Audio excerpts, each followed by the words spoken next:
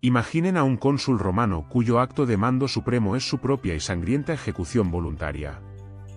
El campo de batalla exhala un hedor penetrante a hierro, polvo y a un pacto sagrado e irreversible. Vestido con la solemne toga praetesta, el general invoca a los dioses del inframundo antes del asalto final.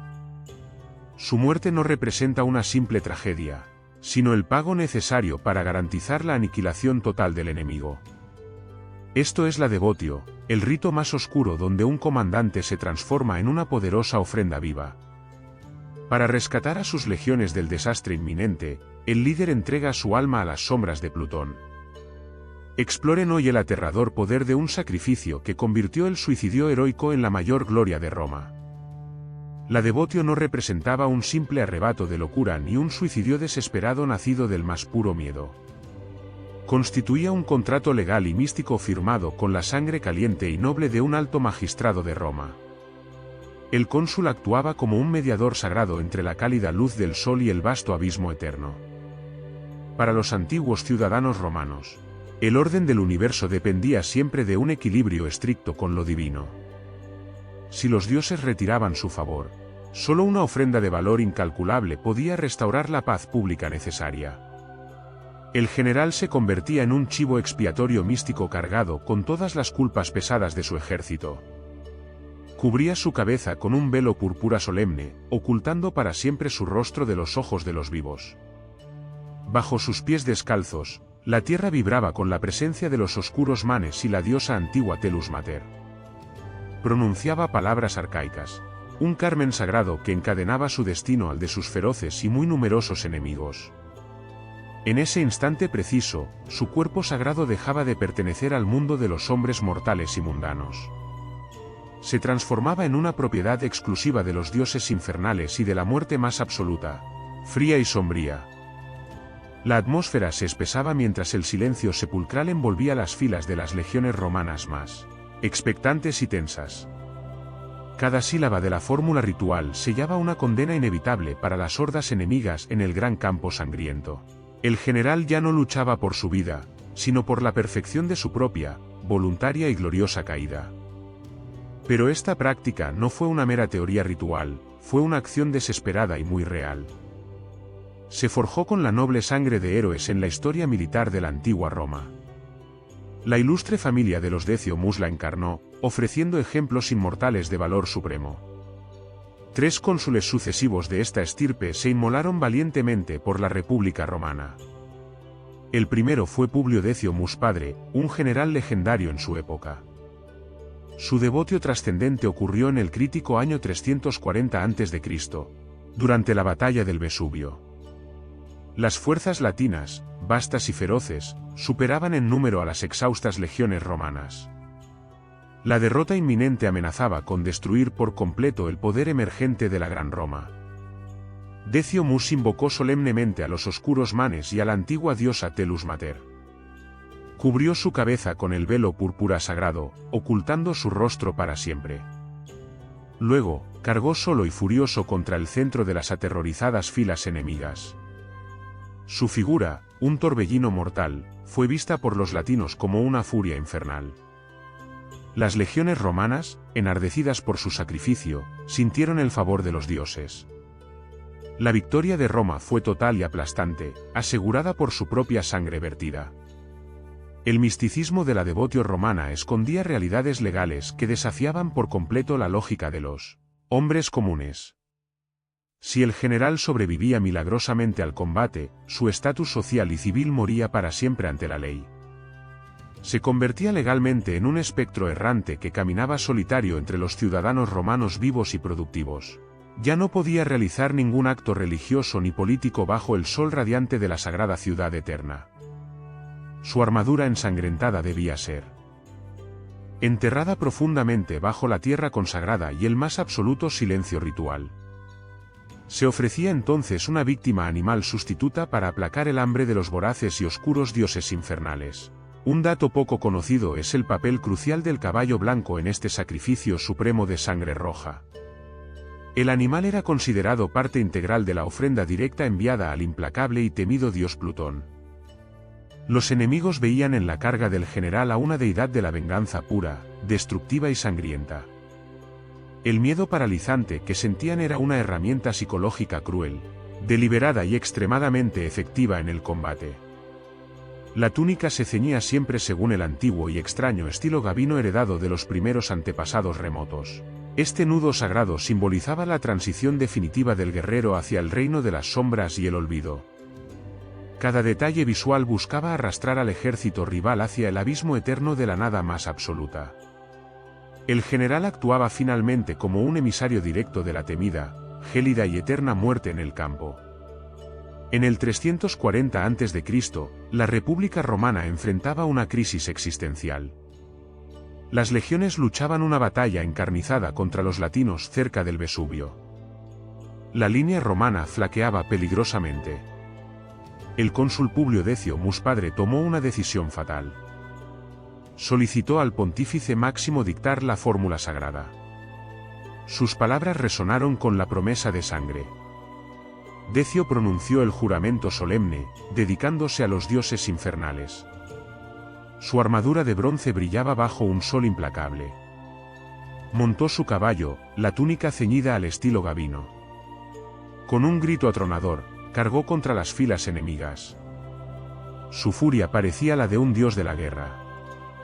La visión de Decio sembró un terror paralizante entre los latinos. La moral romana se disparó con su acto supremo.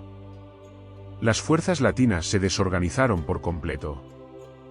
La victoria romana fue asegurada, pero con un precio inmenso. 45 años después, su hijo repitió el ritual. En el 295 a.C., Publio Decio Mus hijo lideraba en la crucial batalla de Sentino. Combatían a samnitas, galos y etruscos unidos. La contienda era feroz, las legiones retrocedían. El joven Decio invocó el mismo rito ancestral. Se inmoló por la salvación definitiva de Roma. Su caballo blanco galopó hacia la muerte segura. Los dioses aceptaron la ofrenda de sangre. Esta doble devotio cimentó una leyenda heroica. Demostró la extrema fe y disciplina romana. Fue un acto de desesperación calculado. El heroísmo de los decios se grabó en la historia. Su sacrificio garantizó la supervivencia de la República. Inspiraron a generaciones futuras de soldados. El aire en el campo de Sentino se volvió denso, cargado de una electricidad estática y profundamente opresiva. El joven Decio ya no era un simple mortal, sino un cadáver viviente consagrado por completo al abismo del Tártaro. Su cuerpo, entregado formalmente a la Madre Tierra y a los manes, irradiaba una energía gélida, antigua y perturbadora. Los guerreros galos retrocedieron espantados, presas de un pavor irracional que helaba instantáneamente su propia sangre de guerrero. No veían antes y a un cónsul romano, sino a una maldición divina encarnada galopando furiosamente hacia sus filas. Cada golpe rítmico de los cascos de su montura blanca retumbaba como un trueno oscuro nacido en el inframundo. El sudor amargo se mezclaba con el polvo rojizo y asfixiante de la castigada tierra de la región de Umbría. Un silencio sepulcral y antinatural descendió de pronto sobre el corazón más sangriento, visceral y feroz de la melee. Entonces, el acero frío del enemigo atravesó finalmente la carne sagrada y purificada del gran líder militar de Roma. En ese instante preciso, el velo entre los mundos pareció desgarrarse con una violencia física y espiritual totalmente absoluta. Una ráfaga de viento helado barrió el campo de batalla, apagando de golpe los gritos agónicos de los moribundos. La sangre del cónsul regó el suelo sediento, sellando para siempre el pacto irrevocable con los crueles dioses oscuros. Los enemigos de la República sintieron, con un terror indescriptible, que la tierra misma se abría bajo sus pies. El sacrificio alcanzó su cenit místico, transformando una derrota inevitable en un triunfo sobrenatural, sangriento y para siempre eterno.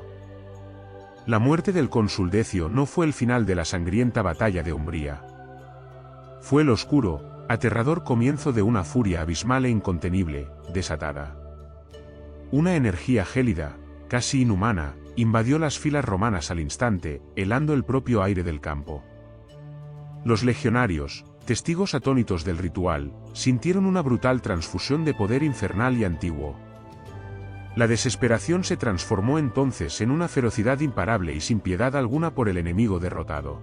Los guerreros galos, rotos por un terror indescriptible, colapsaron por completo ante el feroz asalto romano. Su voluntad de lucha se disolvió en un pánico ciego y primario, totalmente incontrolable en sus filas. Las formaciones enemigas se quebraron en pedazos insignificantes, dispersándose caóticamente por el campo de batalla. Corrieron sin rumbo fijo, presas de un miedo ancestral que les helaba el alma en sus pechos. Los romanos cargaron con brío renovado, casi sobrenaturalmente inspirados por la muerte del cónsul. Sus espadas se tiñeron con la sangre de una venganza fría e implacable, buscando al último enemigo. El campo de Umbría se convirtió en un matadero sin parangón conocido, un verdadero horror viviente. La victoria fue rotunda, absoluta, pero profundamente desoladora para todos los implicados en la masacre. Un silencio pesado, irreal, descendió finalmente sobre los pocos supervivientes de la masacre. Los soldados romanos buscaron el cadáver del cónsul entre montañas de carne inerte y miles de escudos rotos. El silencio sepulcral de la llanura sangrienta solo era interrumpido por el graznido voraz de los grandes cuervos negros. Finalmente, hallaron a Decio sepultado bajo un túmulo de enemigos galos que yacían totalmente masacrados, rotos y deformes. Su armadura estaba completamente destrozada, pero su rostro conservaba una serenidad marmórea y una paz verdaderamente aterradora. Los testimonios de los veteranos describían un resplandor pálido y antinatural sobre su piel gélida, pálida y exangüe. Ninguna herida visible en su pecho parecía haber sido infligida por simples, mundanas y mortales manos humanas. Parecía que las deidades hambrientas del inframundo habían reclamado su espíritu con garras invisibles y muy poderosas. Un centurión veterano juró que los ojos del muerto seguían fijos en el abismo eterno del vasto cosmos. El cuerpo no desprendía el hedor de la putrefacción, sino un aroma penetrante a incienso sagrado y viejo. Era el olor metálico de la sangre fresca mezclado con la tierra húmeda y muy antigua de Italia. Los legionarios se negaban a tocar los restos sin realizar antes complejas, lentas y necesarias purificaciones rituales. Temían que el toque de la muerte divina los arrastrara también a las sombras profundas del inframundo. Aquel suelo fue declarado sacer, un espacio maldito y prohibido para los pies de todos los mortales comunes. Las crónicas antiguas cuentan que los caballos evitaban aquel lugar donde el aire permanecía gélido, pesado y sobrenatural. Aquel lugar se convirtió en un santuario involuntario e imperecedero, una tumba de carne y gloria eterna, sellada por la deidad. El suelo, empapado en la sangre del cónsul, susurraba antiguas promesas olvidadas a los vientos del destino inmortal. Recordaba los pactos más oscuros forjados con el inframundo, una entrega total del ser a fuerzas primigenias. Esta devotio trascendía la mera estrategia militar o el heroísmo común y mundano del campo de batalla. Era un rito de comunión cósmica profunda, un eco de sacrificios extremos y místicos a través de la historia humana. Pensemos en los mártires de todas las épocas y credos universales, quienes ofrecieron su vida por una causa superior. Ellos creían en una victoria más allá de lo terrenal, en una recompensa eterna y trascendente para sus almas. Sus cuerpos, aunque perecederos, se convertían en reliquias sagradas de profunda veneración para sus seguidores. La devotio romana compartía esta misma esencia mística y sagrada, un legado inmortal para la posteridad. El general no moría simplemente, se transformaba en algo más allá de lo humano y mortal, un avatar divino. Se unía a las fuerzas primigenias del cosmos, a la energía primordial y oscura que rige la existencia. Su sacrificio era un eco palpable de otras eras remotas y leyendas heroicas, un faro de entrega absoluta. Decio no buscaba fama mundana ni honores terrenales, sino una gloria abisal y eterna para Roma entera. Su muerte era una semilla poderosa para la vida de Roma, un pacto de sangre inquebrantable con la eternidad misma. El acto final de Decio no era una súplica desesperada ni una humilde mendicidad de piedad divina. Era, en esencia, una imposición férrea sobre los poderes más oscuros y antiguos del vasto cosmos. El cónsul no pedía un favor efímero, reclamaba la victoria absoluta para Roma, un derecho irrefutable adquirido con su propia y valiente vida. Su alma, ardiente y pura, se desprendía del cuerpo mortal, transformándose en una energía cósmica primigenia. Se convertía en una moneda de cambio inigualable, acuñada con valor supremo para el inframundo insondable. Los dioses del inframundo, temibles y eternos, ahora quedaban irrevocablemente ligados a la voluntad inflexible del cónsul. Habían aceptado el precio más alto imaginable y no podían negar su parte de aquel pacto sagrado y milenario. La devotio trascendía la batalla, transformando la derrota inminente en una deuda divina impagable para los cielos. Roma no solo triunfaba en el campo de batalla, sino que se enlazaba, indisolublemente, con la esencia misma del cosmos. Cada victoria romana, cada expansión territorial, llevaba consigo el eco resonante de aquel sacrificio supremo. La majestuosa ciudad eterna se erigía sobre un lecho de gloria abisal y sangre primigenia inmemorial. Este legado místico, aunque invisible a los ojos mortales, era su verdadera e inquebrantable armadura espiritual. Un recordatorio sombrío, susurrado por los siglos, revelaba que la grandeza de Roma exigía un tributo constante. Su destino final, el de Roma, estaba sellado para siempre con la sangre ancestral de sus héroes. La devotio como ritual explícito se desvaneció hace siglos, pero su espíritu aún palpita en el inconsciente colectivo. Su esencia perdura en la memoria colectiva, resonando en el sacrificio innegable del individuo. Habita en la entrega absoluta por una causa mayor, un compromiso que trasciende la propia existencia personal. Pensemos en el líder moderno que asume una carga insoportable por el bien superior de su comunidad. Él no se inmola físicamente en un campo de batalla sangriento, pero entrega su paz interior, su reputación, su porvenir y hasta su propia alma.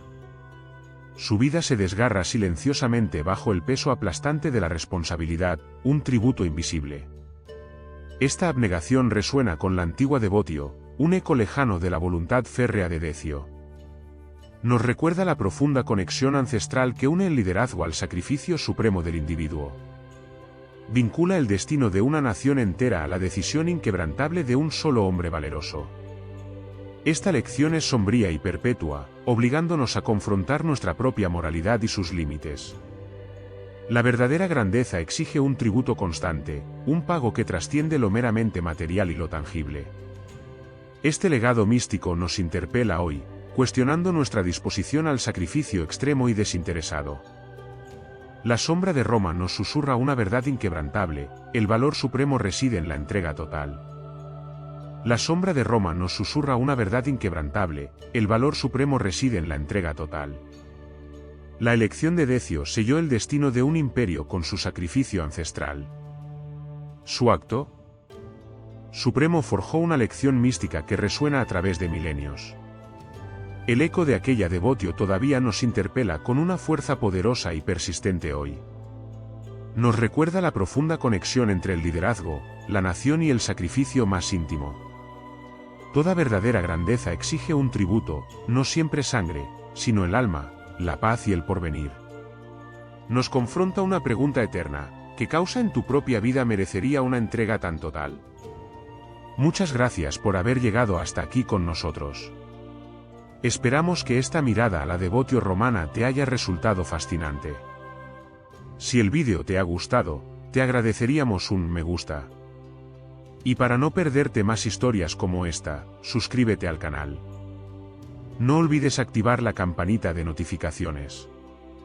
Nos vemos muy pronto en nuestra próxima aventura histórica. ¡Hasta la próxima!